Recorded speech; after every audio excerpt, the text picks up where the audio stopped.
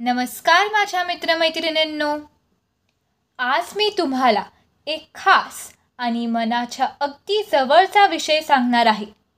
तो म्हणजे उन्हाळ्याची सुट्टी.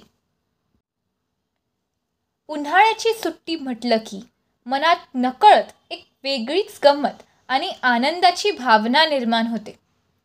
वर्षभर अभ्यास, परीक्षा, शाळा या सगळ्यांमधून थोडा ब्रेक म्हणजे ही सुट्टी. चला तर मग या व्हिडिओमध्ये माझी उन्हाळ्याची सुट्टी कशी होती ते जाणून घेऊयात. व्हिडिओला सुरुवात करण्याआधी जर तुम्ही माझ्या चॅनलवर नवीन असाल किंवा अजून माझ्या चॅनलला सबस्क्राईब केलं नसेल तर प्लीज सबस्क्राईब करा आणि बेल आयकन दाबायलाही विसरू नका, जेणेकरून तुम्हाला माझ्या नवनवीन व्हिडिओचे अपडेट नेहमी मिळत राहतील. चला तर मग व्हिडिओला सुरुवात करूया.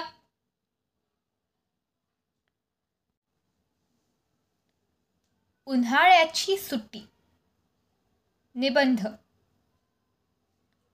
उन्हाळ्याची सुट्टी ही प्रत्येक विद्यार्थ्याच्या आयुष्यातील सर्वात आनंददायक आणि आठवणीत राहणारा काळ असतो.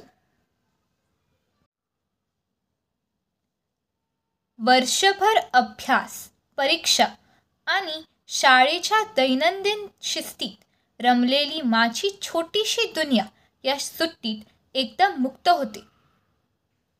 उन्हाळा जसा जसा जवळ येतो तसे तसे सुट्टीचे वेध लागायला सुरुवात होते.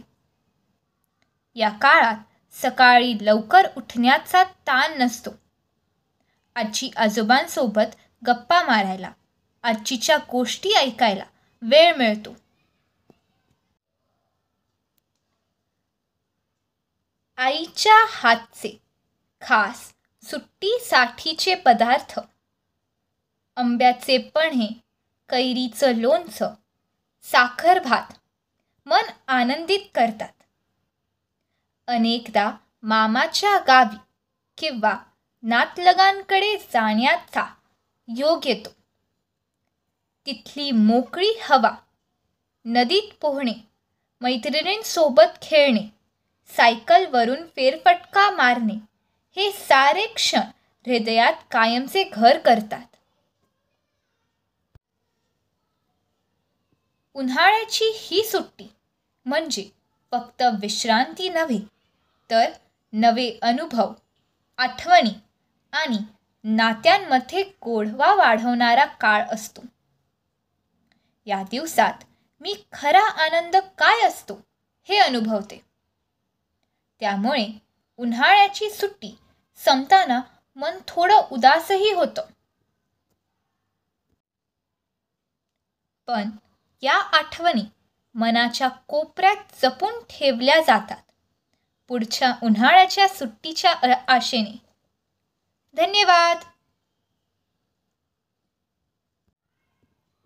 जर तुम्हाला माझा हा व्हिडिओ आवडला असेल तर प्लीज लाईक, शेअर आणि सबस्क्राईब करायला विसरू नका.